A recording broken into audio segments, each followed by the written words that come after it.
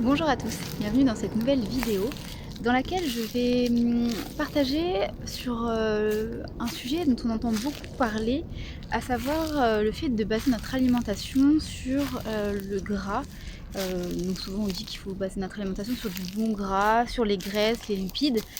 On entend beaucoup ces choses-là, notamment avec tout ce qui est régime cétogène, ou pas forcément cétogène, mais en tout cas d'augmenter la part d'aliments qui sont riches en gras, au détriment souvent d'aliments qui sont riches en glucides, en carbohydrates. Donc je voulais faire cette vidéo-là pour vous partager 3 faits majeurs que j'ai appris tout au long de mon parcours et également expérimenté, trois faits qui sont vraiment absolument à connaître avant de vous lancer dans une alimentation qui est riche en graisse. Ça pourrait vous éviter de nombreux problèmes comme j'ai personnellement pu connaître durant mon expérience sur l'alimentation et la santé. Donc quand on entend parler d'augmenter notre part de gras, donc souvent l'argument qu'on entend c'est qu'il faut des oméga 3, donc ce qui est vrai, hein, je ne dis pas que c'est faux pour les oméga 3, mais du coup qu'il faut faire une grosse part aux aliments qui vont nous en apporter, comme par exemple tout ce qui est poisson gras, le saumon ou d'autres poissons. Ça va être aussi des oléagineux, ça peut être des noix de cajou ou des graines, etc. De l'avocat aussi, on peut nous dire. On va également entendre parler de manger des œufs, de manger des produits laitiers. Donc voilà un petit peu les différents conseils qu'on peut entendre sur le sujet. Et moi-même j'ai expérimenté ça, donc en fait j'ai été très séduite par ce concept d'augmenter la part de gras. Voilà, je me suis dit que c'était peut-être ça l'alimentation la plus adaptée à notre organisme, et j'étais même contente que ça puisse être ça parce que du coup j'adorais, j'ai choisi en tout cas les aliments que j'adorais le plus dans ce qui était prôné, et du coup j'achetais du poulet que je badigeonnais d'huile d'olive, des gros poulets bio, j'adorais ça. Je me suis fait de la mayonnaise avec juste des œufs et de l'huile d'olive en me disant mais c'est génial de pouvoir manger de la mayonnaise en quantité comme on veut. Les œufs, pareil, le matin c'était un petit déjeuner avec des œufs. Par contre j'avais arrêté déjà tout ce qui était produits laitiers parce que j'avais compris en fait que c'était pas bon pour nous, voilà, pour plein de raisons diverses et variées. On pourra en parler dans d'autres vidéos. Mais en tout cas voilà, tous ces aliments là déjà que j'aimais beaucoup. J'avais également euh, augmenter ma part de poisson gras, donc tout ce qui est saumon, maquereau, sardines, harengs, bref, je me suis fait vraiment plaisir. Le cacao aussi, parce que c'est gras, donc j'ai acheté du chocolat cacao à partir de 70%, pour qu'il n'y ait pas de sucre, pas beaucoup de sucre en tout cas, mais que ce soit riche en cacao, de l'avocat, les oléagineux, les noix de cajou, j'adorais ça, vraiment, l'alimentation riche en graisse, en dehors des produits laitiers que je ne consommais pas, j'ai adoré et j'étais vraiment très séduite. Donc peut-être que vous faites également partie des gens qui ont été séduits par cette alimentation et qui prenaient plaisir à consommer ce type d'aliments. Alors, à la question, est-ce que ce type d'alimentation, est-ce que c'est véritablement l'alimentation qui nous est le plus adaptée et qui peut nous permettre du coup de guérir nos différents symptômes et de nous amener en tout cas vers la pleine santé? Alors malheureusement, la réponse est non, que ce soit pour ma propre expérience, mais également à toutes les personnes que j'ai pu rencontrer et qui ont pu qui étaient très malades et qui ont réussi à s'en sortir, et également par rapport aux gens que j'ai pu accompagner aujourd'hui, je peux vous dire clairement que ce n'est pas l'alimentation qui peut vous permettre d'être en bonne santé, ni d'éviter les diverses maladies. Donc je vais vous partager aujourd'hui trois faits majeurs dont vous devriez prendre conscience avant de vous lancer dans ce type d'alimentation, sauf si vous y êtes déjà. Mais donc le premier point que je voulais partager avec vous, c'est notre capacité digestive en termes de gras sur une journée. Ce qu'il faut savoir, c'est que c'est le gras qui va être, c'est le foie qui va être sollicité pour digérer le gras, et la capacité du foie à digérer tous ces acides gras, c'est de 10% de nos calories journalières. Ça veut dire que sur un total de, je sais pas, sur 2000 calories par exemple sur une journée, le foie peut digérer normalement 10% de gras de ces calories-là. Donc ça reste assez minime. Si on donnait un équivalent en termes d'aliments, ce serait par exemple entre 1 un demi et un avocat par jour en termes de gras. Donc c'est pas beaucoup en fait, hein. Donc ça c'est vraiment un point important que j'aurais aimé savoir avant de me lancer dans cette alimentation. C'est vraiment que on n'a pas un corps qui est fait pour digérer des grosses quantités de graisse sur une journée. Et dès qu'on va dépasser cette capacité, on rend notre corps de plus en plus malade, notamment notre foie qui est en difficulté très vite. Le deuxième point à savoir, c'est qu'est-ce qui se passe quand on dépasse au quotidien notre capacité digestive en termes de gras. Tout simplement, le foie va être en difficulté. Donc déjà, on affaiblit notre foie et il va être aidé par d'autres organes et notamment nos glandes surrénales vont essayer de booster le foie pour qu'il produise encore plus de bile pour digérer tout ce gras. Donc du coup, on fatigue aussi nos glandes surrénales qui sont un peu comme notre batterie intérieure en fait. Donc en fait c'est comme si on se fatiguait globalement de plus en plus. On fatigue nos batteries, on fatigue nos organes. Et lorsque le foie est en souffrance parce qu'il n'en peut plus et qu'il a besoin d'aide des autres organes, ce qu'il faut aussi savoir, c'est que le foie ne peut plus assurer toutes les fonctions qu'il est censé assurer. Parce que dès qu'il va avoir du gras à digérer, ça va vraiment être la priorité pour lui. C'est vraiment de pouvoir disperser un peu tout ce gras-là afin qu'il n'arrive pas dans le sang, qu'on n'ait pas un sang hyper gras d'un coup. Donc ça va être vraiment l'objectif de le digérer. Et c'est pour ça que d'ailleurs tous les autres organes vont aussi se mettre en marche pour l'aider. Mais du coup le foie ne peut plus détoxifier naturellement le corps, ce qu'il doit faire globalement tous les jours, en fait, détoxifier tous les déchets métaboliques naturels du corps. Donc il peut plus gérer cette détoxification naturelle au jour le jour. Il peut plus forcément bien stocker les bons nutriments qu'on lui apporte, etc.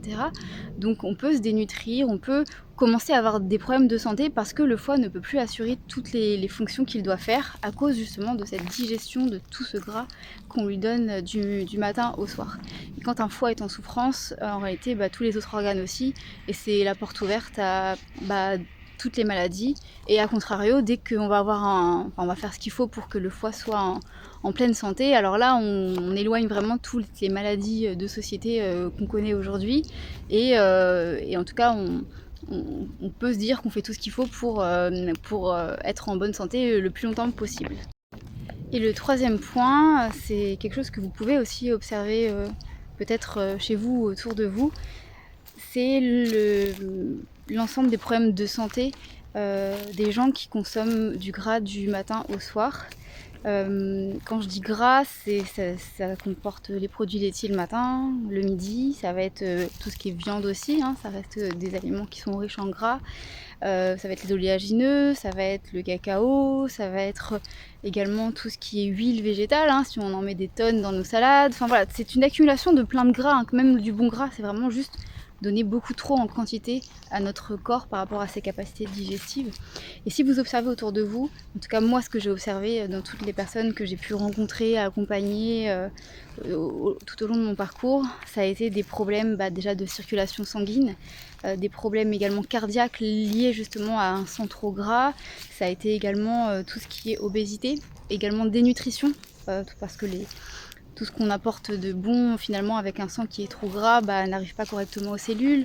Ça a été des problèmes de foie, des problèmes de vésicule biliaire et parfois des problèmes assez graves. Donc souvent ça va être on enlève la vésicule biliaire, mais d'autres fois ça a été des cancers du foie qui ont été fatals malheureusement. Et tout ça, ça a été dû à des alimentations qui ont été très grasses durant des décennies. Et en fait, du coup, voilà, en voyant tous ces problèmes de santé, on peut aussi se rendre compte que finalement, c'est clairement pas une alimentation qui est bonne pour nous. Donc réfléchissez bien aux gens que vous pouvez côtoyer et aux problèmes de santé qu'ils ont, mais en général, si on regarde vraiment ce qu'ils consomment, ça reste des aliments qui sont gras, en tout cas en quantité beaucoup trop grande sur chaque journée. Peut-être que vous pouvez aussi faire le point sur vous, votre alimentation, et vous demander est-ce que vous avez la pleine santé ou est-ce que vous avez des soucis de santé liés à une alimentation qui comporterait déjà bien trop de gras pour votre corps. Et ça peut aussi être des symptômes qui ne sont pas forcément graves, ça peut être de l'acné, de la constipation, des problèmes de thyroïde, des maladies auto-immunes qui sont assez légères au niveau des symptômes. En réalité, quand le foie est en souffrance avec tout ce gras-là, ça peut être n'importe quel problème de santé qu'on a derrière en fait, mais dans tous les cas, si on garde cette alimentation-là, on ne pourra que voir nos problèmes empirer et rarement aller mieux. Et puis pour vous partager un petit peu mon expérience personnelle sur le sujet, donc moi j'ai été une grande croyante que cette alimentation pouvait être la meilleure. Et en quelques mois, je suis littéralement tombée malade avec des reflux acides, des brûlures d'estomac. Je ne savais plus comment manger, m'alimenter, j'avais des nausées, j'ai perdu beaucoup de poids. Donc au début on est content de perdre un petit peu de poids avec une alimentation riche en graisse. Je pourrais expliquer aussi pourquoi on perd ce poids d'ailleurs. Mais en réalité j'ai perdu beaucoup trop de poids parce que je ne pouvais plus manger et parce que j'étais malade. Et je n'avais qu'une chose en tête, c'était reprendre du poids. Et je n'y arrivais pas au début en continuant cette alimentation-là, puisque j'étais de plus en plus malade. Et c'est seulement en comprenant quelle était la meilleure alimentation au final qui m'a permis de reprendre du poids et à me dire je préfère avoir quelques kilos en plus que m'amaigrir en ayant perdu 10 kilos et en ne sachant plus comment faire pour ne plus maigrir comme ça. Donc vraiment j'étais dans un état où clairement la vérité s'est imposée à moi. Clairement c'était pas une alimentation qui était bonne pour la santé ni qui nous était adaptée à 100% comme je l'aurais espéré. Donc voilà, j'espère que ça pourra en aider certains d'entre vous. En tout cas voilà, si mon erreur peut être évitée de votre côté, tant mieux. Après c'est une erreur qui m'a permis aussi d'arriver aux connaissances que j'ai aujourd'hui et à l'état de santé aussi que j'ai pu avoir au fil du temps. Donc je regrette pas, mais voilà, si je me souviens des douleurs que j'ai pu avoir, j'étais vraiment pas fière d'avoir testé une alimentation riche en graisse. Et d'ailleurs un petit point à ajouter, c'est que j'étais tellement convaincue que ce que je mangeais ça restait des produits sains. Voilà, du poulet bio, du saumon, du poisson frais, des avocats, des oléagineux, qu'en fait j'ai vraiment mis du temps à comprendre que c'était mon alimentation qui me rendait malade. Je me disais mais comment c'est possible que le poulet bio puisse me faire du mal, que les œufs du jardin aussi puissent me faire du mal, comment ça peut être possible qu'après un repas avec du saumon et des endives cuites sans rien de particulier ça puisse me rendre si malade toute la nuit. Je m'étais même dit non mais il doit y avoir un produit chimique sur les endives qui doit me rendre malade, ça ne peut pas être lié à du poisson frais. Donc vraiment j'ai eu une période où j'étais dans le déni total et je ne pouvais pas imaginer que des produits qu'on nous vende comme sains, comme importants, nécessaires au quotidien, enfin en tout cas sur une semaine, qu'il fallait en manger, etc. Que ces produits pouvaient être responsables de mes problèmes de santé qui arrivaient. Ça a été dur de faire un trait sur cette alimentation et notamment sur certains aliments parce que je les aimais beaucoup et j'avais plaisir à manger comme je mangeais. Je me faisais aussi des mousses au chocolat, fort en cacao, mais voilà, c'était vraiment... Je pense que c'était illusoire de penser que ça pouvait être la meilleure alimentation, mais voilà, sur le coup, avec tout ce que j'entendais sur les bienfaits et sur le fait que je prenais les aliments les plus bruts quand même possible et que j'ai faisais cuire moi-même, que je ne mangeais pas industriel, etc. Voilà, j'étais vraiment persuadée que ça pouvait être la solution pour être en meilleure santé et le plus longtemps possible. Mais force est de constater que non, ce n'est pas le cas. Voilà, d'où ce partage dans cette vidéo. J'espère que ce contenu vous aidera dans votre parcours personnel.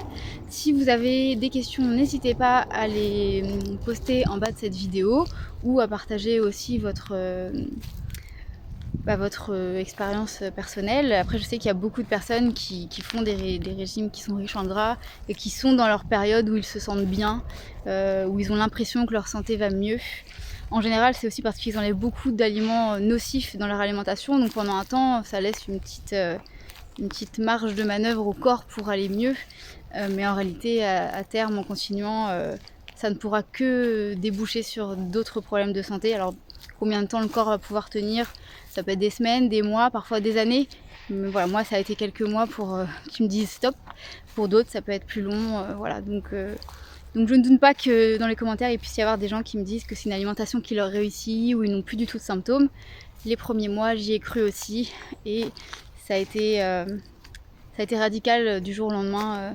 C'était un peu le début de l'enfer qui est arrivé très vite derrière. Et d'ailleurs il y a des personnes aussi que j'ai entendues parfois sur des forums qui disaient que c'était un régime qui leur convenait parfaitement, et puis qui disaient que voilà, après des écarts pendant des vacances, d'un coup ils étaient vraiment au plus mal, mais en fait on se rend compte que c'était le corps qui leur disait que là c'était stop quoi, qu'il n'en pouvait plus de gérer une telle alimentation riche en graisse, et du coup pendant un temps il arrive à pallier, donc on n'a pas trop de symptômes ou pas du tout, ça arrive à se cacher en fait parce que chaque organe va pallier un petit peu à la souffrance du foie, mais à un moment donné quand tous les organes sont KO, c'est le début de l'enfer pour certains, parce que parfois ça va être des symptômes qui sont vraiment vraiment très douloureux. Voilà, je vous dis à bientôt pour une prochaine vidéo et merci pour votre écoute. Bye.